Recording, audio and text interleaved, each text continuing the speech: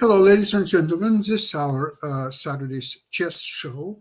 My name is Sasha Starr, and I would like to introduce our almost regular on this program. Nevertheless, here is Professor Ken Regan. Welcome to the show. Yes, thank you very much for having me on. It's the week after exam week. I call it grading week of my term, and I'm Wonderful. taking a moment from reviewing 160 final exam papers. 160. Can't imagine that. That's a big number. So here's what I would like to propose. We'll discuss today. Of course, recent chess news. A few games that I'd like. Actually, I'd like to start right away. Let me share the screen. The game was played recently online between very talented and strong. There are a lot of talented people in chess who are not very strong, but this one is extremely strong. The name of this player is Grandmaster Jan Christoph Duda, and he played this game, and he played it against nobody else but the world champion now for many years, Magnus Carlsen. So Duda has white pieces, and the Carlsen has black pieces. Now, let me share my screen. And, okay, here we go. Okay, so we are going to share this screen. Okay, can you see now my screen? Now it's happening, yes. Okay. Excellent.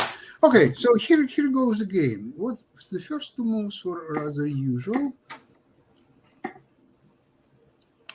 And now here everybody expects bishop b5, and if not, at least bishop c4. Some people playing knight c3, trying to be more modest.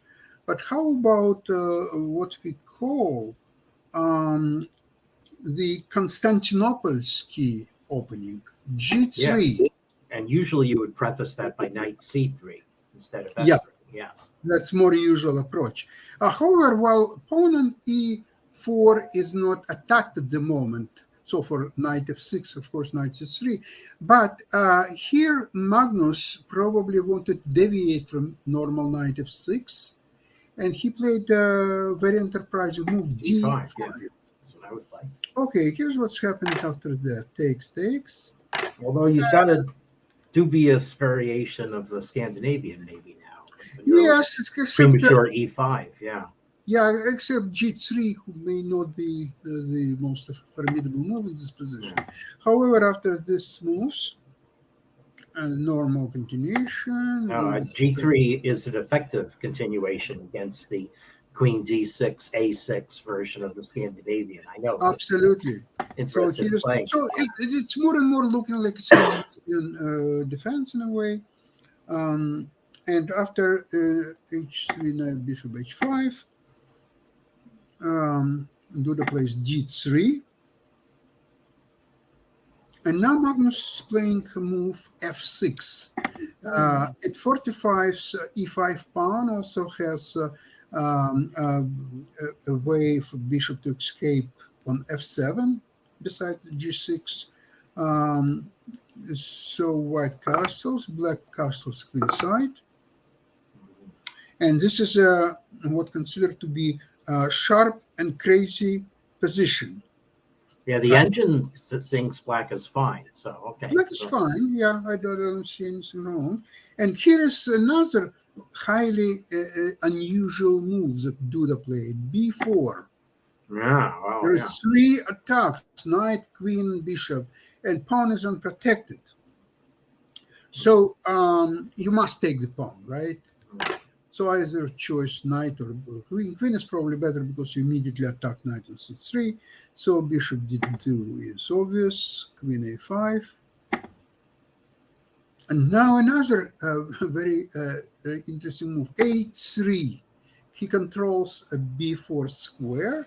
The rook, there's a file on b file, which is open for white at some point. And black plays bishop f7. He's a consolidating position, keeps square e6, d5 under control.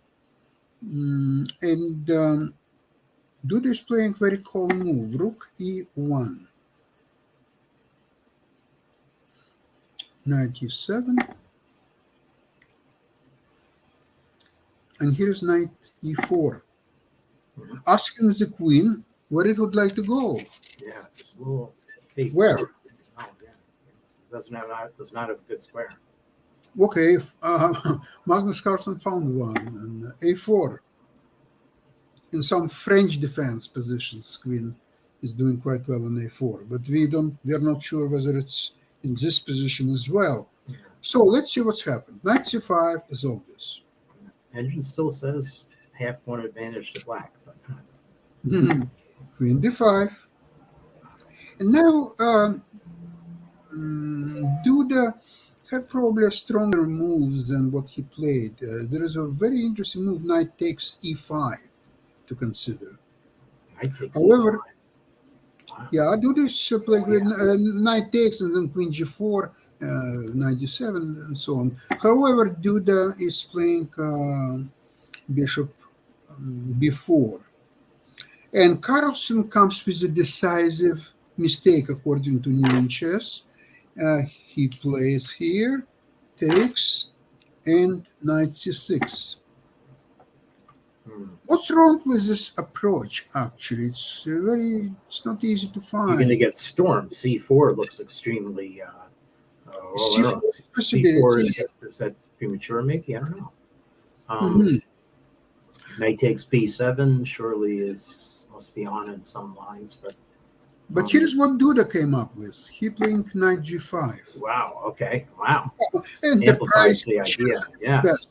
You have to take, now check. Mhm. This line I mentioned before. King goes there, check, rook takes, and queen takes. Mm. Now, there are a lot of threats. Bishop and f7 is, and all white pieces are extremely active and Yeah. ready to jump at the king.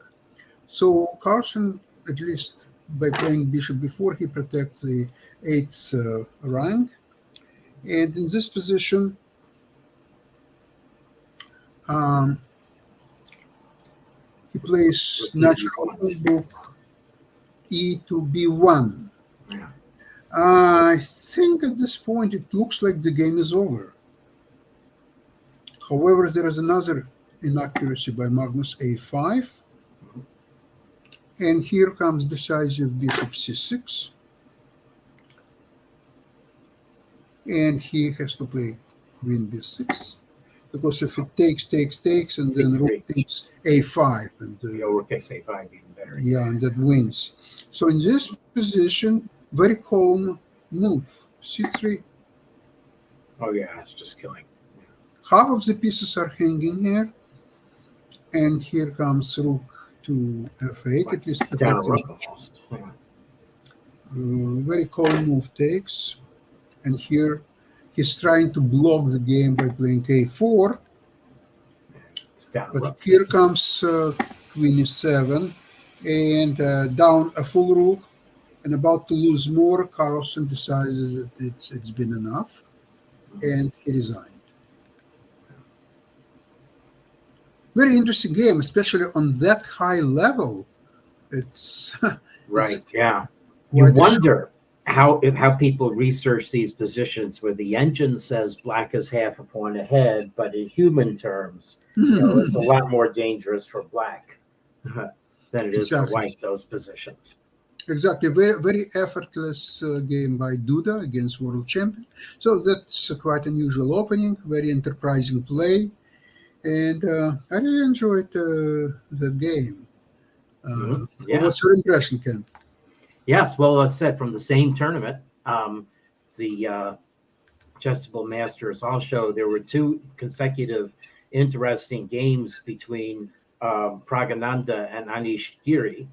Um, Yes. and one was a wipeout, and then the other was had a very interesting finale. So I'm screening the wipeout first. So Okay. Praganada is white in this game, and so we've got King's Indian defense. Oh, sorry, Grunfeld defense. Um, And so this is quite a standard line. You can just play these moves up, and now you see the effect of alpha zero, inducing people to play these a4 moves, and especially since white is castled, you don't think white is king hunting here, but take a look at the game. All right, we're going to soften you up now. Again, I think this is perfectly fine for black.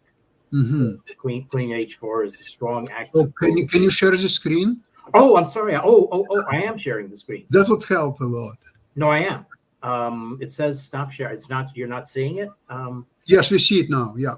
Okay. Okay. Yeah, I've been sharing it all along. Okay. Is there a way to enlarge the board? Oh, let's see. I can do that. Okay. Here we go. Okay, that's much better. I may have to disenlarge it a little bit just so I can get access to control. Okay, so please make it lower so we could see all board. Oh yeah. Let me. Okay, that's good enough. Yeah. Now I Oh do no, that. the last And this. Now you can see the whole board. Got it all. Okay. So I can just back up a couple of moves. It was a standard Grunfeld, but alpha zero induces people to soften up the pawn structures like this. Mm-hmm. And here, I mean, I think queen h4, if I'm playing over the board, I think that this is an effective counter by black that has negated my strategy. But we play on. Queen, a very calm move, just leaving the pawn hanging. I mean, that's so black takes there first, and black takes this pawn. That's the real thing to look at. There's white plays queen c1, and black could take on e4, or black could take on h5 with the queen and not soften up his pawn structure. The engine's lurking down here, just says equal, and says actually that both of those captures are dangerous for black. Oh. So there clearly must be something I'm not seeing here. Well, anyway, black grabbed the pawn on e4, and the bar went up a little bit for white. So what does white have in this position? Well, very, very strange. Just calm play. White's down a whole pawn. It looks like black has the pawn and the positional compensation because, look, white's d pawn is pinned to this rook. Black's going to occupy d5 soon. I mean, what is white doing? This looks like an amateur play. Yep. But, chess is all about dynamics. And so the engine's Stockfish says that black should have played knight e7, which frankly would be my choice in this position. Queen is knight b4 possible as well? Knight takes b4. Before this idea to bring knight to d5. Yeah, let's see. Knight b4. Knight e7 actually does the same thing. Yeah. So knight e7 is probably fine for black, but it's not the advantage that I thought. The engine thinks that white has compensation for the pawn. I don't see it. I mean, if I were playing this against a fellow 2300s player, I would expect that I was on the way to winning. Yeah. But anyway, okay, so knight a5, and now knight c3. Okay, well, this is a little uncomfortable for black because the bishop should go there. Let's see, now white is going to x-ray on the diagonal. Right. And black can't block on d5. So something has gone optically wrong. But still, you don't expect this to become a disaster for black. I mean, where's white getting inroads from? Well, must be bishop f3 and then d5, right? And d5. That's right. That's the spectacular move. So this now is blowing open the position. And we're just going to exchange bishops and make you pay on g7. So now black is 2 pawns up, but now we have, okay, so white captures that pawn, and you're able to do that because of the effect of the long diagonal. So black takes, white just very calm. This is also neat. Is going to gang up on d5 because there's also a back rank checkmate. So now it says, now here is where black lost. So to hold this together, black has to play queen c7 or rook d6 apparently. But this is open field artillery. You don't know where the shots are coming from. Yeah. So queen e7 looks natural, but now that diagonal I talked about is coming into play, and well, Black's still a pawn ahead, but apparently there's no defense. There's eventually no defense. Like I don't see anything happening. I do know that my knight is out of play. So Yes. knight a5 was exposed as knight on the rim is grip, and then No. yep. So now it says now White apparently gave away a lot of the advantage there, according to the engine. White should have just traded and gone rook d6. Again, it's surprising to me that this would be so desperate for Black, but it is because of this pawn on h6. Yeah. It was just such a thorn. Anyway, White played queen a3, which to me is a very natural move. Now Yeah, the rook engine says seven Black is- could defend by getting the knight into the game, which he does. Now White trades queens, but this is actually worse than the previous queen trade that was possible. Yes. Except that knight e5, a very natural move, is unfortunately mistimed. So White captures it, Mm-hmm. and now we're going to see the defect of this, and now it's all over. So, and resigns. His bishop Yeah. e3 is coming next. Yeah. So, bang bang game. Both players did get somewhat short of time in the end. Then the next game had a very interesting ending that some friends of mine are talking about on Facebook.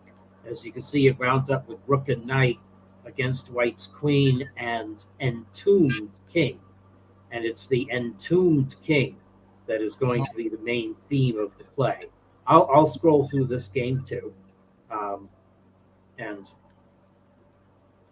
so this is the real funny thing for me. I mean, when I was in elementary school, I had a book for beginners that talked about the Giuoco piano. Okay, so I really learned that, and I had the idea that it was the opening for beginners to learn, but masters played the Ruy Lopez. So now, of course, with the Berlin holding up well for Black, and mind you, the Petrov as well, White is going into these Giuoco positions, and we see now a lot of strategies being developed. And it is true, both sides can play on both sides of the board. It's really very rich from that strategic point of view. And that's White's playing on the queen side, but also on the king side with the two knights over there. Black's playing on the king side. Let's see what Black does on the queen side in a moment. You'll be surprised. So White now looks like an attack. Take. Okay. So now White is gearing up to attack on the king side. Now it looks like White has made some serious inroads. So what is Black going to do about it? Well, it grabs the pawn. Now the pawn maybe was ill-advised. So this is where the engine wants Black to counterattack right away on the queen side. Right. So b5. And this is going to distract White quickly enough from being able to load up on the G file. So instead, Praganata decided to reach his hand into the lion's mouth by capturing this pawn to open up more lines.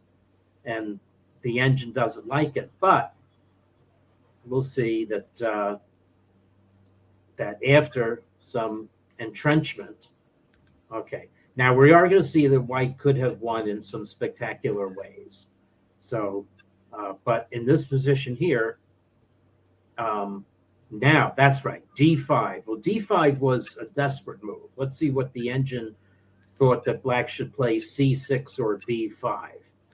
There's the engine thought that Black has time to play on the queen side in a more judicious manner. Anyway, d5, a spectacular attempt to bust out, should not have worked, but it may be. Someone really needs to go over this with an engine. It may be that White can win, and that the engine sees White as winning, only because of a very difficult sacrifice on that should be possible. Okay, so d6 was fine, and now we'll just find the right junction here. Oh yeah, rook f3. I think White played that. Yes, White played rook f3. Rook f7. Now let's see. So White now is just going to sacrifice something on h6. The question is when and how. Stunning. Yeah, stunning. Now let's see. Now was it here? No, I think it was the next move. Oh yeah, no, here it is. So here it is, where white has an absolutely stunning checkmate in 11 moves. That's what's so great about this game. So rook g6 wasn't bad, but watch this line. So let's see if I just play it with my arrows. Okay. So that's the surprise. You sacrifice one rook on g7 to place the other rook on g6. Yeah, Now you are threatening to crash through on h6, but absolutely. you sacrificed a rook. So now this is a desperation move to pin white's rook. Okay. And so maybe this is just delaying mate. But now, so you do this and come through, and now white is going to crash through, but it's actually very, very clever. You'll see there'll be just 2 pawns left at the end of this line. So, okay. Wow. Yeah, so now, and then queen h7 coming with checkmate. So, and the funny thing is, it's mate in 11. Black cannot delay the execution any more than this with sacrifices. Wow, spectacular. Yeah, Great so rook takes g7 was winning. Well, we're going to see now that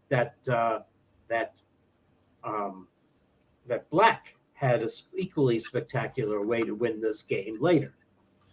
Okay, so we scroll through the moves. White is still well ahead, and white's winning move at this time is to play h4. Now, I don't know what h4 is doing. It's another mystery.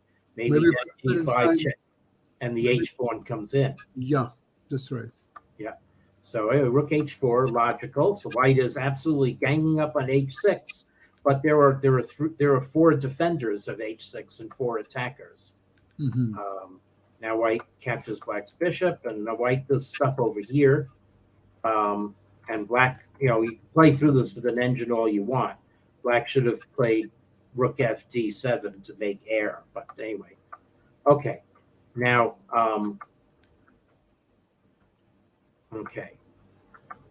So white now goes for the full frontal attack, but maybe it's too late now. Well, white, still has the advantage, but the advantage goes away. Okay, now white decides to bring up the king, thinking it's Nigel Short. So now the king is going to attack h6. Okay, well this is again, what is white winning with here? White is winning with queen c1, stretching out to the attack here, but I don't know why. It said queen b3 looks natural to me. You are winning the exchange after all. It's a big diagonal, but now black is equal because black can repel white. And actually, that's why, I guess, because knight takes g6 was happening with check, and so now black has saved his exchange. Okay, so white finally breaks through on g7 to go for the double rook sack, and now here comes our king. But actually, white is now entombing his own king. White's king, now any check will be made. Okay, now, so black can win here. Black can win by playing rook g2. Black played rook c8. And now here is we're coming up now to the juncture where bishop d6, rook g7. Oh my God. Yeah. So bishop c8. There'll be some dancing around. Yes. Now here is here? No, it's one more move. Okay, yes. Let's see. Bishop d6. Right. Now suddenly, and again, for reasons I don't understand, I guess because you had to, the trick here is there's a reason why white cannot capture on h6, because white's king will be self-made after rook c7. Yes. But now black has a very cute way to win here by playing rook c1 or rook c2. Rook c2 appeals to me a little more. And you're going to play rook h2 and then rook g5 mate. Yep. And the only way white can counterattack this is to do what white seemed to be wanting to do. But now this is even more surprising. Same thing with the rook on c8. This rook on g3 can't be taken because knight f6 is a pure mate of the trapped king. Yes. So after this move, Now it turns out that black's two rooks and a knight are going to win. White, strangely, has no checks and no way to gang up on black's pieces. So it's just going to be white can grab pawns, but then white will have to get up the queen. So hey, so that was so the direct attack would have won in this case, but in fact, black played it safe again and let white back in the game, and then we got to this end game, and this black has a fortress. Rook on g7 Yeah. is holding the pawn, and they just repeated moves until it became a draw. Yeah, very interesting. Very interesting game with the chance for both Yep. sides. Yep. Yeah. Okay. So I can just very briefly, what are the latest news in the world? The upcoming candidate tournament, the possible. That's right. Well, as I said, right now, Ding Liren and Praganata are playing the final and of the Chessable Masters, the Carlsen tournament. And the amusing thing about the final, the first game was drawn, by the way. The amusing thing about the final is they are both playing in the wee hours in their time zones. Praganata played at 2 a.m. and then had to sit an end of year examination at 8:30 a.m. So that shows devotion. And of course, he's the sensation of the tournament for getting all the way to the final. And Ding Liren is playing at 4 a.m. or 5 a.m. in China. But I guess his circadian rhythms are going to be changed when he flies to Spain for the candidates anyway. So it's probably okay. So there's that. The Super Bet tournament in Warsaw finished without incident, and that had an incredible ending because at the end of the Blitz, 4 players were in contention in the last round. And Duda won the tournament by winning his last round game. And the surprise of that tournament was Anand. Anand won the rapid with a round to spare. Then he fell back a bit in the Blitz. He got a plus score still, though, 9.5 out of 18. And it shows that people our age, well, he's a little younger than we are, still have fast enough reflexes to contend at the top level. I see. Okay, that's very interesting news. I just have a feel that so many tournaments like Magnus tournaments and Grand Chess Tour, so there is a combination of live tournaments over the board and online tournaments, and most of the time we still have all the same names playing everywhere. So there might be a certain devaluation of the great chess games because they're playing so often, but maybe some other people enjoy it. Yeah. And, but as you showed with your opening choice, they're still finding a way to make it interesting. Absolutely. But you are right. What I look forward to this summer is the mixing of the 2,700 plus players that do play in Swiss tournaments with the people from 2,500 to 2,700 and further down. That they can play in a lot of the same large tournaments that we're so used to having. Yeah, okay. Anyway, things are extremely interesting in the chess world now. A lot of tournaments, a lot of brilliant games. I think the Canadian Open is happening in mid-July. Yes, Canadian Open is in July in Kitchener. In Hamilton, Ontario. Yeah, I'm playing. And that's so close to me, I intend at least to visit it. So. Yes, it would be my pleasure to come over and meet you there. Yeah. And in the meantime, I would like you to have a really great week ahead of us and all our listeners. And we'll see you back again next week on Saturday. Thank you very much, everybody. Bye-bye.